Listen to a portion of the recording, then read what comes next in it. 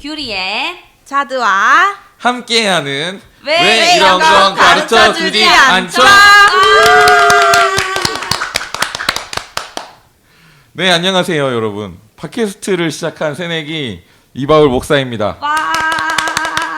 네, 감사합니다. 예, 여러분과 다시 만나게 되어서 반갑고요. 네, 제가 용기를 내서 계속 팟캐스트를 계속 진행하고 있습니다. 많은 응원과 격려 부탁드립니다. 이 팟캐스트를 통해서 많은 분들이 신앙생활을 즐겁고 행복하게 하셨으면 좋겠습니다. 계속 함께 해주시길 부탁드릴게요. 네, 제가 이 팟캐스트를 하면서 한 주는 이바울의 인사이트라는 코너에서 저의 생각을 나눌 거고요. 한 주는 게스트를 초청해서 대화하는 시간을 가지려고 합니다. 오늘은 특별한 친구들과 함께 대화를 하려고 해요. 그래서 이분들과 교회 생활, 신앙 생활을 하면서 이해되지 않고 궁금했던 것들, 왜 이런 건 아무도 가르쳐주지 않는데 그냥 덮어두고 따라야 하는 것들 참 많은 것 같아요. 그것들에 대해서 이야기해 보려고 합니다. 그래서 저와 함께 이 궁금증을 이야기할 친구들을 모셨어요. 규리님과 자드님입니다. 박수. 네, 우리 자기소개 부탁드릴게요. 규리님 먼저 네. 자기소개 해주세요. 네, 안녕하세요. 저는 킹스 주빌리에서 연예인을 담당하고 있고요. 귤을 사랑하는 20대 청년 규리입니다. 네, 환영합니다. 와. 네, 자드님 자기소개 부탁드립니다. 네, 안녕하세요. 마음 많은 파리의 예술가인 20대 청년 자두입니다. 와. 네, 정말 진심으로 환영합니다. 이쁜 두 분들과 함께하니까 정말 너무 즐겁고 좋습니다.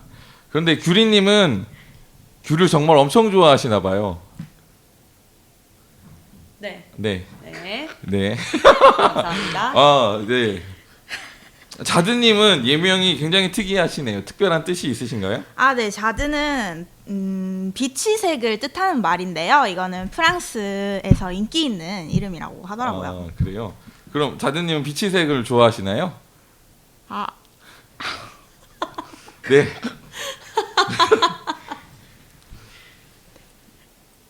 네, 네. 제가 아저씨라서 나이가 있어서 여러분들의 코드를 못 따라가는 것 같습니다. 네, 정말 예쁜 규리 앤 자드 함께 대화를 나눌 기회가 생겨 너무 즐겁습니다. 그럼 본격적으로 우리가 교회를 다니면서 아무도 알려주지 않았던 부분들 어떤 것들이 궁금했었는지 들어보도록 할게요. 먼저 자드님, 교회를 다닌 지 얼마나 되셨나요? 네, 저는 모태 신앙이라서 제가 지금 20대니까요. N년이 되었습니다. 오, 네, 그렇군요. 그동안 그럼 뭐 교회를 아주 자연스럽게 교회 문화에 익숙해지셨겠네요. 모두가 다 그렇게 행동하니까 나도 행동하게 되고 의문이 드는데 다 그렇게 하니까 물어보지도 못하고 그냥 눌려놓고 무조건 따라했던 것들이 참 많을 것 같은데 네. 그 중에서 좀 내가 이 부분 정말 답답했다, 아무도 알려주지 않아서 너무 궁금했다 하는 부분 있으면 얘기해 주시면 좋을 것 같아요. 그런 게 몇 가지가 있는데 제가 모태신앙인데 어디 가서 물어보기 쑥스러울 만큼 좀 기본적인 부분인 것 같아서 제가 혼자 궁금해하기만 하다가 말고 그랬거든요. 근데 이렇게 좋은 기회가 생겨가지고 한번 여쭤보려고요. 저는 어릴 때부터 제가 주일이 되면 교회에 가는 게 일상이고 저한테는 이게 당연한 패턴이라서 주일에 예배를 드리기는 하는데 이게 왜 주일마다 교회에 출석을 해야 하는 건지 궁금하더라고요. 너무 생각지도 못한 질문이에요. 저도 이게 너무 당연해가지고 네. 이게 질문으로 나올 거라고는 생각도 못했는데 네. 근데 너무 정말 기본적인 거니까 너무 좋은 질문이라고 생각하고요. 좋은 질문 주셔서 감사합니다. 그럼 일단 먼저 제가 다시 여쭤볼게요. 혹시 주일 성수를 꼭 해야 한다는 설교나 이야기를 들어본 적이 있어요? 네, 저는 어릴 때부터 교회 다니면서 주일에는 교회를 나와야 한다는 말을 들었고, 그래서 저한테는 그냥 당연했던 것 같아요. 그래서 나오라니까 나오고 예배를 드리라니까 드렸는데, 납득할 수 있을 만한 제 이런 궁금함을 해소시켜 줄 만한 그런 설명을 해준 적은 없는 것 같아요. 그렇군요. 네. 규리님은 주일 성수에 대해서 어떻게 들어보셨어요? 네, 저도 마찬가지로 모태신앙이어서 너무 당연한 일이었어요. 너무 당연한 일이고 저희 가족의 문화가 그거니까 의문조차 갖지 않았던 것 같아요. 근데 지금 한번 생각해 보자면 성경의 안식일을 거룩하게 지키라라는 말씀 그런 것들을 주로 들어봤던 것 같습니다. 네, 그렇군요. 주일 성수를 해야 한다는 것은 구약에서 말하는 안식일을 지키라는 말씀을 근거로 하는 거예요. 그러니까 여러분이 일반적으로 들었던 것들이 어떻게 보면은 저도 그렇고 당연히 모두가 그렇게 생각하는 바탕인 거죠. 하나님께서 천지를 창조하시고 세상을 창조하시고 일곱째 날 쉬셨는데 그걸 개념해서 지키는 게 기독교의 기본적인 문화가 되어 당연하게 된 거예요. 구약에 보면은 이 하나님이 정하신 이 안식일을 지키는 것을 율법으로 정했고 꼭 지켜야 된다라고 분명하게 명령하고 있어요. 모든 성도들, 대부분의 성도들이 특별한 의문 없이 당연히 따르는 기준이다라고 생각하고 있는 거죠. 네. 그리고 그것을 지키지 않으면 문제가 생길 것이고 저주를 받는다던가 그리고 잘 지키면 복을 받는다는 식으로 많은 설교를 들었어요. 이미 교회에 당연한 문화가 된 것이라 교회 공동체에 들어오게 되면 우리가 이걸 그냥 당연히 따르게 되는 거죠. 너무나 당연해서 왜 주일 성수를 지켜야 하는지 하나님의 명령 안에 있는 하나님의 선한 의도가 무엇인지 생각조차 못하고 발견조차 못하게 되는 경우가 있는 것 같아요. 그래서 참 좋은 시간이라고 생각해요. 우리가 이것을 생각하다 보면 이 주일 성수에 있는 하나님의 놀라운 지혜, 선한 의도들을 발견할 수 있다라고 생각해요. 저는 주일 성수에 우리의 믿음을 지키시려는 하나님의 지혜가 담겨 있다고 생각하거든요. 네. 그 지혜를 이해하기 위해선 공동체에 대한 이해가 필요해요. 공동체로 함께하기 위해선 지속적인 소통이 필요하거든요. 네이버 사전에 따르면 공동체란 생활이나 행동 또는 목적 따위를 같이 하는 집단이라고 말하고 있습니다. 그러니까 이 생활이나 행동이나 목적을 같이 하기 위해선 생각을 교류하고 감정을 지속적으로 교류해야만 되는 거죠. 집단이 공감할 수 있는 무언가가 하나 있어야 공동체가 유지되는 거예요. 그러니까 이것을 위해선 소통은 필수적으로 따르는 것이죠. 소통이 끊어지면 공동체는 유지가 될 수 없는 거예요. 그래서 예를 들어서 부부라고 해도 소통을 하지 않으면 부부인데 집에서 잠만 자고 서로 대화하지 않고 각자 생활을 해요.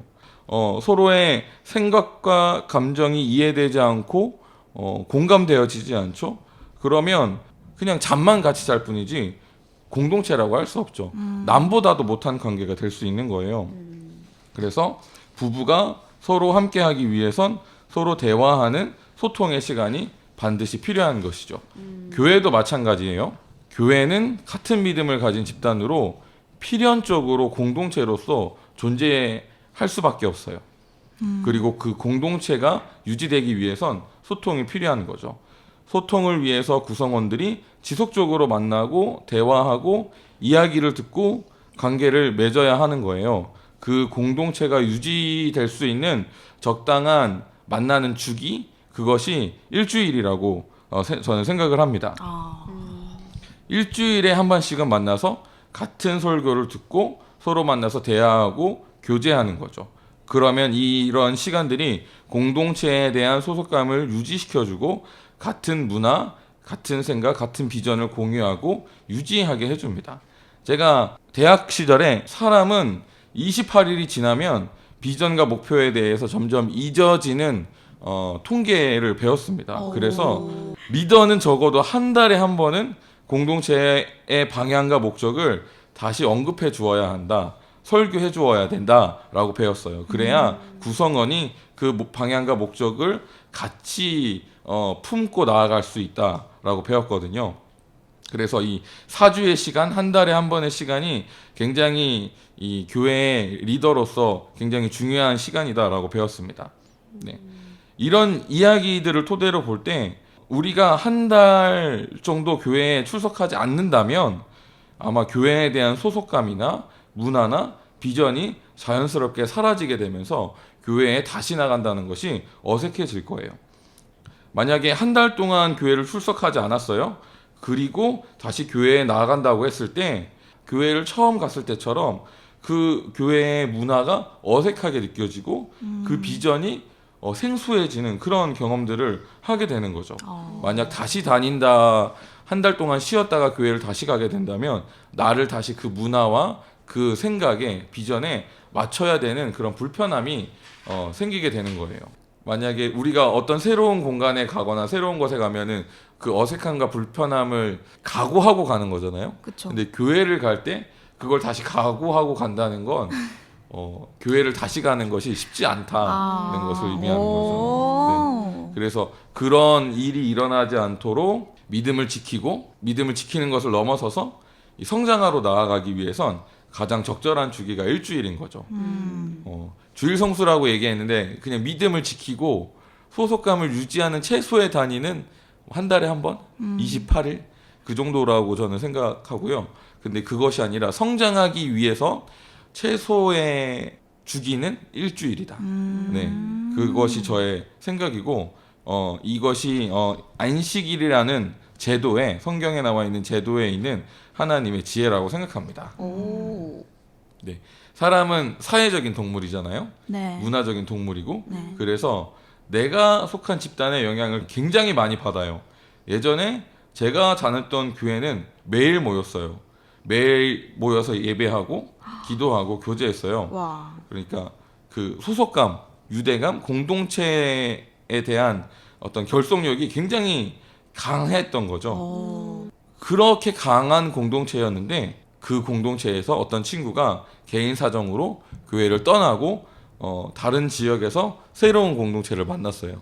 이전에 강한 유대감이 있으니까 한 뭐 두세 달 내에 연락해서 다시 만났어요.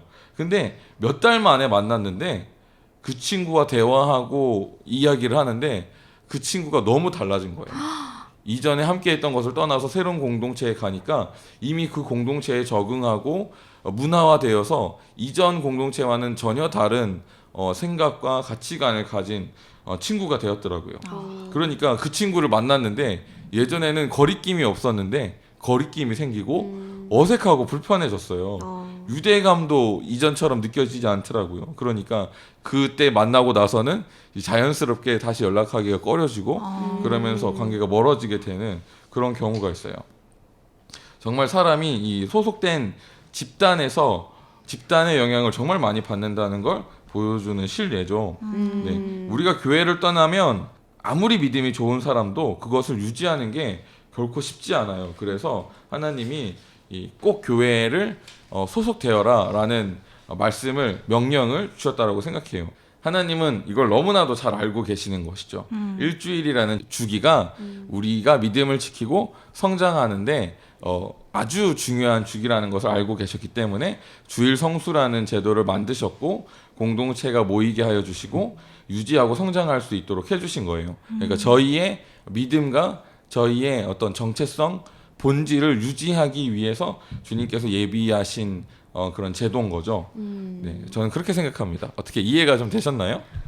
네. 저는 지금 목사님께서 설명해 주시는 걸 들으면서 진짜 납득이 갔고 이렇게 설명해 주신 분들이 사실 없었어요. 저는 그러니까 뭐 주일 성수에 대해서 어른들이 말씀하실 때는 하나님께서 천지를 창조하시고 일곱째 날에는 쉬셨다. 그래서 그게 그 안식일로 정해졌고 그렇기 때문에 우리가 그 안식일에 교회에 나가서 예배를 드린다라는 설명을 들었는데 사람마다 다 다르니까 저는 그게 충분하게 제가 납득할 수 있을 만한 그런 이유가 되지 않았는데 진짜 제가 납득할 수 있는 그런 답변이었던 것 같아요. 감사합니다.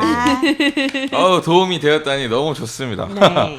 네, 어떻게 규리님도 모태신앙이어서 아마 처음 듣는 내용일 수도 있는데 어떻게 들으시면서 이해가 되셨나요? 네, 아주 저는 무릎을 닥치는 시간이었습니다. 너무 개념 정립이 잘 되고 있어서 너무 유익한 시간이네요.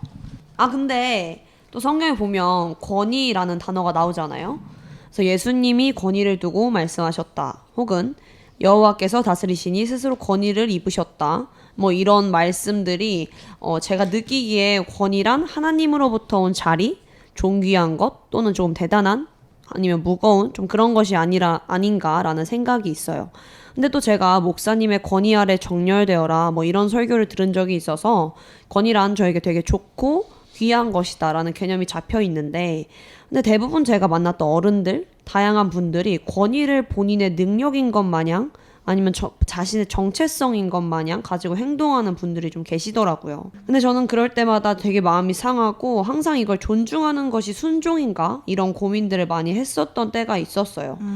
그래서 그런 부분들을 제가 어떤 마음으로 이해해야 하는지, 그런 상황에 어떻게 절 보호해야 하는지 진짜 정말 궁금합니다. 참 많은 것 같아요. 그죠? 교회에서 권위적인 분들이 많은 것 같아요. 저도 그래서 권위적인 분들 만나면서 정말 힘들 때 많았고 상처받을 때 많았거든요. 마음 아파. 우리 목사님. 네. 정말 많은 분들이 특히 저는 20대들, 10대, 20대들은 정말 이런 부분에 있어서 교회가 다니기 힘들 정도로 느껴지는 부분이라고 생각해요. 네. 그런데 또 설교를 들어보면 우리 규리님이 말씀하신 대로 이 기독교에서 권위는 정말 중요한 개념이고 중요한 개념이고 굉장히 가치 있다고 배우잖아요. 그래서 네. 들으면 중요하니까 따라야 된다 이런 생각을 하게 되는데 막상 권위주의적인 분을 만나면 내가 너무 힘들고 맞아. 순종하는 게 너무 힘든데 맞아, 이게 중요하다고 배우니까 순종하지 않으면 내가 죄 짓는 거 같고 맞아. 막 이렇게 되는 공감, 거예요. 공감. 네. 그래서 우리가 이 권위가 성경에서 말하는 권위가 무엇인지 잘 알아야 될 필요성이 있어요. 일단 권위라는 것은 무엇이냐면 어떤 절대적인 기준이 있다라는 것을 뜻해요. 성경이 권위가 있다는 것은 성경이 절대적인 기준이 된다라는 뜻이거든요. 이 기독교 내에서 성경은 굉장히 권위 있는 책으로 당연시하게 받아들이고 있기 때문에 예수님을 믿으면 성경을 권위 있는 책으로 받아들이는 거죠. 당연한 느낌이에요. 이것도 우리가 성경을 볼 때 그리고 우리가 기독교 안에 들어왔다는 것은 성경이 권위 있는 책이기 때문에 필연적으로 기독교 내에 또는 어떤 성경의 문화 안에는 권위주의를 담고 있고 반영하고 있어요. 아까 우리 자드님이 주일 성수에 대해 질문했잖아요. 네. 그리고 우리가 그걸 당연하게 받아들이고 있고 절대적인 기준으로 삼고 있어요. 네. 그래서 거기에 대해서 의문을 갖는 것도 너무 당연한데 내가 이런 의문을 갖는 게 잘하는 건가? 내가 잘못하고 있지 않은가? 이런 생각이 들죠. 네. 이게 그런 권위주의에 대한 반영이 기독교가 성경이 권위주의적인 것을 반영하고 있다라는 뜻이에요. 마침 이게 주일 성수랑 권위에 대한 질문이 이어지니까 너무 좋은 것 같아요. 이야기하기 편하고 이해하기 참 편한 것 같아요. 그러게요. 오, 우연히. 정리하자면 성경은 권위주의적인 책이고 권위주의는 성경적이다라고 말을 할 수 있는 거죠. 네. 근데 이제 또 우리 10대, 20대들은 또는 이 권위주의에 상처받는 사람들은 성경이 권위주의는 성경적이다라는 얘기가 굉장히 거북하게 들릴 수도 있거든요. 그렇다고 할지라도 적어도 권위주의는 악한 것은 아니다라고 말을 할 수 있다라고 저는 생각해요. 네. 우리가 경험한 바에 의하면 권위주의는 불편하고 힘들잖아요. 네. 그래서 우리가 이 권위주의가 좋은 것이 있고 나쁜 것이 있다는 것을 잘 분별할 수 있어야 돼요. 왜냐하면 성경은 권위주의적인 책인데 하나님은 선하신데 그게 권위주의적이야. 그렇다는 것은 권위주의가 선하다는 뜻이거든요. 네. 근데 우리에게 불편하게 다가왔다라는 것은 우리가 알고 있고 이해하고 있고 사람들이 사용하는 권위주의는 잘못된 부분이 있다는 뜻이죠. 그래서 성경이 말하고 있는 권위주의, 건강한 권위주의가 무엇인지 알고 또 건강하지 못한 권위주의, 상처를 주고 우리를 힘들게 하는 권위주의가 무엇인지 분별할 수 있어야 돼요. 이 차이를 알게 된다면 규리님이 주셨던 질문, 그 가지고 있는 궁금증들이 해소될 것이라고 생각합니다. 권위주의적인 리더십을 쉽게 표현하면 리더가 절대적인 기준이 되는 것을 말하는 거예요. 여기서 성경에 담겨 있는 권위주의와 비성경적인 권위주의, 우리에게 상처를 주는 권위주의의 차이가 발생합니다. 성경은 권위를 성경이 갖고 있어요. 이걸 또 다른 말로 하면 하나님이 권위를 갖고 있는 것이죠. 그래서 성경의 문화를 보면은 어른들, 리더십들, 장로들은 이 권위 있는 말씀을 배우는 사람들이 이해할 수 있도록 그 길을 안내하고 가르치는 역할을 하고 있어요. 자신의 의견을 주장하지 않아요. 이걸 어디서 볼 수 있냐면 유대인들의 현재 교육 문화, 지금 하브루타라고 하는데 우리나라에서도 유치원 교육, 유아 교육에서는 하브루타를 굉장히 많이 적용하고 있거든요. 이 문화의 특징을 보면은 교육 문화가 권위주의적이지 않다라는 것을 알 수 있어요. 그러니까 사람이 권위를 가지고 있지 않다는 것을 알 수 있는 거예요. 유대인들은 이 하브루타를 할 때 한 주제를 놓고 이것에 대해서 이렇게 생각하는 사람, 이것에 대해서 반대적으로 생각하는 사람으로 팀을 나눠요. 그리고 서로가 자기의 생각을 펼치고 다른 사람의 그 반대팀의 생각을 이길 수 있는 논쟁을 펴게 해요. 그러니까 정말 논쟁하는 시간이에요. 다른 생각을 가지고 막 서로 논쟁하는 거죠. 토론하는 거예요. 그 시간에 선생님은 네가 옳다, 그르다라는 느낌을 전혀 주지 않아요. 정말 마음껏 생각하고 마음껏 토론하게 하면서 아 이렇게 생각할 수도 있구나, 아 저렇게 생각할 수도 있구나, 이런 것들을 계속해서 생각하게 하고요. 그 토론이 더 깊게 나아가고 유지될 수 있도록 중간중간에 쟁점만 이렇게 잡아주면서 아이들이 더 깊은 생각, 사고를 할 수 있게 이끌어주는 거예요. 이 시간에 아이들은 어른들이 내 생각을 무시하지 않네, 내 생각을 존중하고 이해하고 받아들이네, 내가 어떤 생각을 하든 무시되지 않는구나 라는 존중받는 경험을 하게 되는 거죠. 권위에 눌려서 생각도 마음대로 못하는 그런 게 아니에요. 마음대로 생각하는 거예요. 그냥 일반적인 권위주의는 리더가 권위를 갖고 있기 때문에 리더의 생각과 다르면 거기에 대해서 생각도 못하게 하는 경향이 있거든요. 근데 전혀 그런 게 없어요. 충분히 토론이 끝나고 나면 마지막에 이제 선생님, 유대 문화에서 랍비인데 그 랍비가 그 토론의 내용들을 정리하면서 성경은 이렇게 말하고 있다라고 얘기하면서 왜 이렇게 말하고 있는지에 대해서 정말 충분하고 깊이 있게 설명해줘요.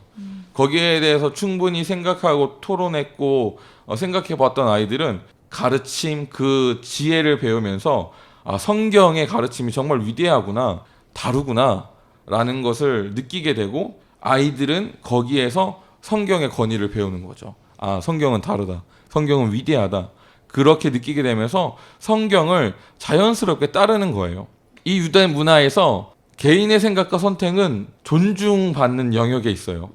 교육을 통해서 성경이라는 권위의 위대함을 배우면서 스스로 자발적으로 그 권위를 따르는 거죠. 그 권위를 따르기로 선택하게 되는 거예요. 강제는 없어요. 여기에 권위주의적인 리더십은 전혀 없습니다. 네, 어떻게 이해가 좀 되시나요? 와우. 네. 와우. 와우. 이제 비교해서 한국 문화 안에서 권위주의는 어떻게 이렇게 이루어져 있는지 제가 설명해 드릴게요. 네. 한국도 굉장히 권위주의적인 경향을 가지고 있는 사회잖아요. 그렇죠. 네. 근데 한국 문화는 이 유대교와는 다르게 이 권위를 사람이 가지고 있어요. 이건 유교에서 흘러나온 부분이거든요. 오호. 유교에서 가장 대표되는 말이 뭐죠? 장유유서. 똑똑하셔. 장유유서. 장유유잖아요. 웃어른을 공경해라. 네. 웃어른이 기준이 되는 거예요. 그렇죠, 맞아. 그리고 지금 저도 고등학교 때 공부했던 거라 생각이 잘 나지 않는데 군신 뭐 어쩌고 저쩌고 있거든요. 그래서 임금을 따라야 된다. 임금을 따르고 신하는 무조건 임금을 따라야 된다. 그런 개념도 있거든요.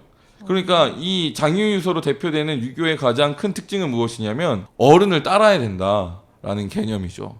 효도 약간 그런 개념에서 나온 거거든요. 그러니까 유교에서는 윗사람의 말이 절대적인 기준이 되는 거예요. 내 생각이 이러니까 너는 무조건 따라야 돼.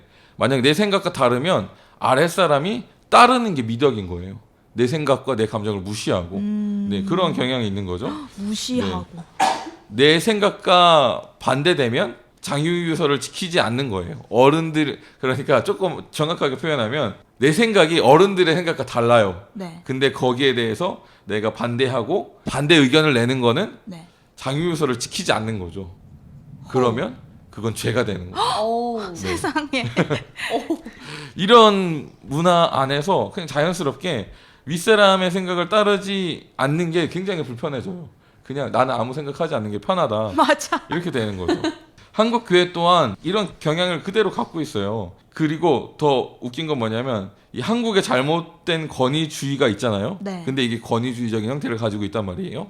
그리고 성경도 권위주의예요. 네. 그러니까 이게 믹스되기가 너무 쉬운 거죠. 그래서 한국의 잘못된 권위주의가 성경의 권위주의를 만나면서 왜곡되어 버렸어요. 그래서 교회 내에 성경이 말하고 있는 건강한 권위주의가 아니라 왜곡된 권위주의가 너무 이렇게 일반적인 경향이 되어버렸어요. 그래서 정말 많은 권위주의적인 리더십들이 교회 가운데 있고 그것을 당연하게 생각해요. 교회에서도 그래요. 이게 단순히 목사님뿐만이 아니라 뭐 목사님, 장로님, 어떤 리더십, 리더, 셀 리더를 따르는 것 등등에서 다 이런 부분이 있어요. 교회에서 권위를 목사님이 가지고 있고 그 목사님의 권위를 따르지 않으면 제약시 되는 경향이 있는 거죠. 그러니까 의문이 들어도 덮고 무조건적으로 따르게 되는 거예요. 그러면 이끄는 목사님도 그게 익숙하고 따르는 성도들도 그게 익숙해요. 네. 그 문화에 이미 완전히 빠져 있기 때문에 이렇게 빠지면 어떤 결과가 나오게 되냐면 우리가 성경의 권위를 배우지 못해요. 말씀의 진리 가운데 들어가지 못하는 거예요. 그냥 리더의 그 권위 수준 아래만 거하게 되는 거죠. 이 성경의 진리를 따르기보다는 집단이나 공동체에 자신의 가치를 맞추게 되는 거예요. 네, 이렇게 되면 교회는 굉장히 배타적인 생각을 갖고 있는 세상과 울타리를 치고 있는 왕국이 되어버리는 거죠. 건강하고 성숙한 영적인 아비로 자라는 것이 아니라 길을 잃어버려서 진리에 이르지 못하게 되는, 그래서 자유를 누리지 못하고 계속 갇혀있는 상태에 머무르게 되는 거죠. 예수님은 유대교가 이렇게 변질되어 있다는 것을 너무 잘 알고 계셨어요. 그 대표적인 대상이 바리새인이었거든요. 그래서 예수님은 죄인들은 용납하고 이해했거든요. 네. 근데 바리새인들은 용납하고 이해하지 못하고 분노하시면서 욕까지 하셨어요. 뭐라고 맞아. 얘기했냐면 독사의 자식들아 어우. 라고 얘기했거든요. 이게 욕처럼 표현하면 이 뱀새끼들아 이런 뜻이에요. 뱀새끼들아. 그 성경적으로 해석하고 상징적으로 해석하면 너희는 사탄의 자식들이다 라고까지 표현하신 거예요. 사탄을 따르고 있다라고 표현한 거죠. 이것이 정말 얼마나 악한지에 대해서 예수님께서는 잘 아셨고 이것이 반드시 고쳐져야 된다라고 생각하셨습니다. 예수님이 이렇게까지 분노하신 것은 여기에 있어요. 우리를 인도한다고 하지만 결코 우리를 바른 목표, 성경이 제시하는 종착점으로 데려다 주지 않거든요. 네, 그래서 우리가 이 권위주의적인 리더십은 정말 예수님도 싫어하고 성경적인 정말 비성경적인 것들이다라고 잘 이해하고 우리가 그것들을 조심해야 됩니다. 어떻게 이해가 좀 되셨나요? 네. 되게. 잘 됐어요. 충분해요. 네. 여러분 굉장히 똑똑하십니다. 예. 똑똑한 분들이랑 함께하니까 참 좋네요. 나이스. 네, 조금만 더 설명하면은 주일 성수를 실내로 들어볼게요. 이 주일 성수는 성경이 분명히 말하고 있는 권위가 있는 율법이에요. 당연히 지켜야 되는 거예요. 네. 근데 성경적인 권위주의는 스스로 생각하고 묵상하게 하죠. 리더들은 그들의 생각을 도와서 주일 성수라는 권위의 아름다움, 위대함, 하나님의 지혜, 하나님의 선하심에 다다르게 하죠. 그러니까 우리는 율법을 통해서 율법을 묵상함으로 하나님의 선하심을 발견하게 되는 거예요. 근데 일반적으로 한국 교회에는 이것을 그렇게 인도하는 것이 아니라 권위주의적인 경향으로 찍어 누르죠. 이게 진리야.